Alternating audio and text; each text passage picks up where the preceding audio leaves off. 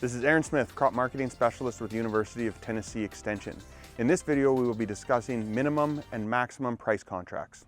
A min-max pricing contract allows the producer to establish a minimum or floor price, but it also establishes a maximum or ceiling price. Farmers use min-max pricing contracts to lock in a price range. A min-max price contract is very similar to a futures market fence.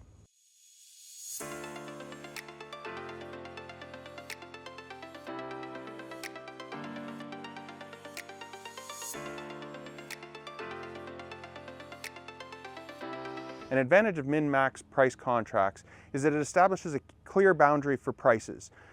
This can be used when comparing to your cost of production or budgeting. An additional advantage of a min-max contract compared to a minimum price contract is it can reduce transaction costs at the expense of foregoing some additional upside in the cash price.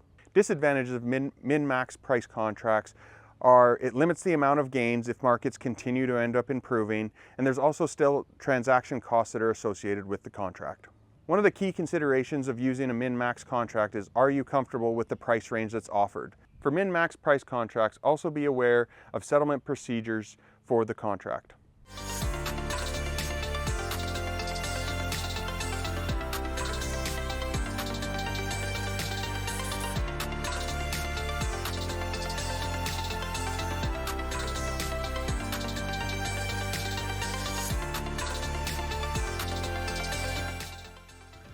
Hi, I'm Jared Woodall of Woodall Grain Company. Today we're going to talk about minimum maximum contracts. Minimum maximum contracts are typically used when a producer comes and talks to us about wanting to protect the downside of a market. It typically starts with a minimum price contract, but as we talked in an earlier video, these contracts require a premium because there's options that are being bought and sold underneath the market.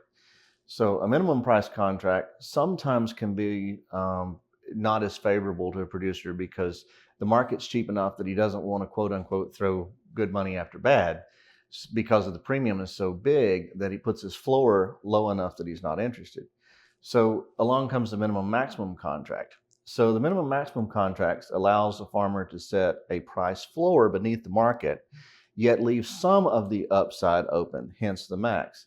And by leaving the limiting maximum open, there's a call option that's sold above that market. That creates a less expensive option on the downside, so that the producer can set a price floor that's closer to where the current market is. We see this in highly volatile markets. We see this particularly in the soybean market when those premiums on the options get really expensive. And the reason that the max is chosen is to lessen the cost, the transactional cost that creates the floor lower beneath the market. So if, for example, we're talking about soybeans and we're talking about a $12 market, and a farmer comes in and he says, well, is there a way that I can set a floor under that? And we start talking about a minimum pricing contract. And for example, if that transaction cost on the minimum pricing contract happened to be as much as 50 or even 75 cents, and the farmer says, well, that's just more than I'm willing to spend, then the alternative is to take and turn it into a minimum maximum contract. So instead of having a floor that's going to wind up down around $11.25 or even $11.50, then that farmer can say, well, I'm satisfied taking a maximum and limiting my upside. So the underlying of that is that we actually sell a call option above the market, and that raises that floor.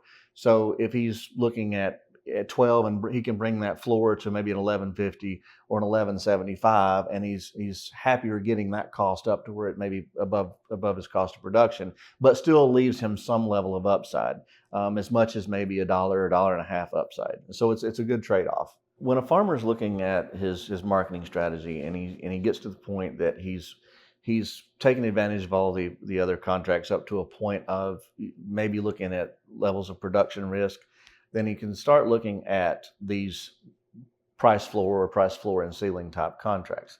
And at any point in time, especially markets that we've been seeing of late, where downside risk seems substantial, the farmer can use these products to get those floors in place, get them above cost of production. And I always say it's that level of courage that he can start making a move and not setting idly aside hoping for the best.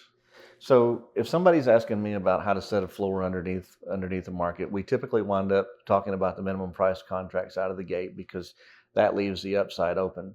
Minimum maximums wind up just being a normal progression during that discussion. So if you're talking to one of our merchants, or you're talking to your farm advisor, and you're explaining that, hey, I want to set a price floor, and you say, well, that floor is just too far, then bring up the minimum maximum and see if you can't get those costs down so that you can take advantage of the market environment that you're in. For more information on min-max pricing contracts, contact your local UT Extension office or speak with your local grain purchasers and elevators.